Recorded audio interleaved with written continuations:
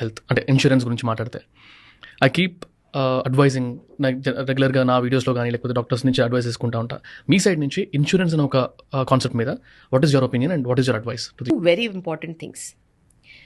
Insurance తీసుకోనోడు మూర్ఖుడు. Because నువ్వు జీవితకాలం మంచిగా ఉంటావంటే అది నిజం కాదు. రైట్. ఇన్సూరెన్స్ పుట్టని పిల్లలకు కూడా ఉంది. Exactly 2 types of insurance. ఒకటి నువ్వు రెగ్యులర్గా మీ ఎంప్లాయరు ప్రైవేట్గానో ఇదో అదో నువ్వు తీసుకునే insurance that will cover certain problems, diseases, certain covered, certain not covered, but you will be secured.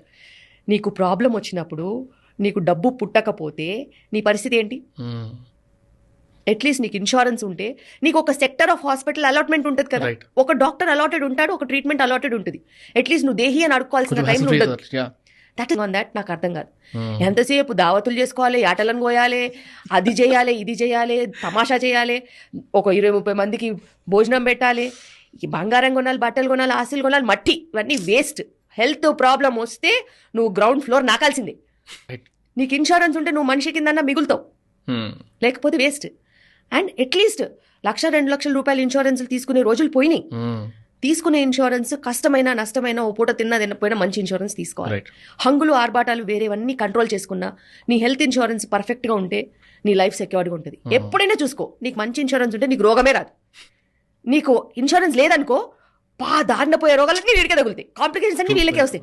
అసలే ఇన్సూరెన్స్ లేదంటే ఏందమ్మా ఈ కాంప్లికేషన్స్ ఈ వెంటనే వస్తున్నాయంటే దరిద్రం ఎక్కడో ఉండదు, నీ చుట్టుపక్కలనే ఉంటుంది. నువ్వు ప్రివెంట్ చేసుకుంటే నీ దగ్గర రాదు, నువ్వు ప్రివెంట్ చేసుకోకపోతే నీ మీద కూర్చుంటుంది.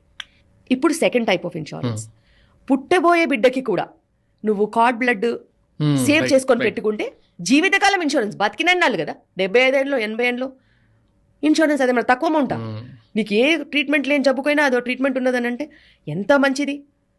ఇంత సిగ్గుపిల్ల ఎందుకు అంటారో నాకు అర్థం కాదు. తులం పెట్టి 1,00,000 రూపాయలు తులం బంగారం దేనికి పనికిరాదు. అది వంగిపోయి ముడిచిపోయి మొలదారాలు ఇరిగిపోయి ఏదో డ్రాలో ఎక్కడో పడి ఉంటుంది, ఆస్తులేమో ఎవడో కబ్జా చేసేసి ఉంటాయి. వేస్ట్ అవన్నీ.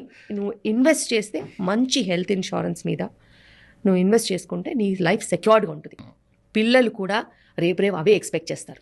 నువ్వు ఇది చేయలేదు అని అంటే ఎంత తెలగొట్టేసినట్టు ఉంటుంది. నువ్వు 21 దినం ఎందుకు చేసినావు, నాకు ఎందుకు కార్డ్ బ్లడ్ సేవ్ చేసుకోలేదని అడిగింది అనుకో బేబీ, నువ్వు ఏం సమాధానం చెప్తావు? ఎంత బేవర్స్గా ఉంటుంది. పైసలు లేక కాదు కదా నీ దగ్గర. Middle class segment can afford. ఎన్ని అన్నెసెసరీ థింగ్స్ మీద స్పెండ్ చేస్తున్నారు. నెసెసరీ థింగ్స్ మీద ఆలోచించాలి. ప్రపంచం ఆ వైపు మారితేనే అది నిజంగా మంచికి మారినట్టు, లేకపోతే ఇంకా మంద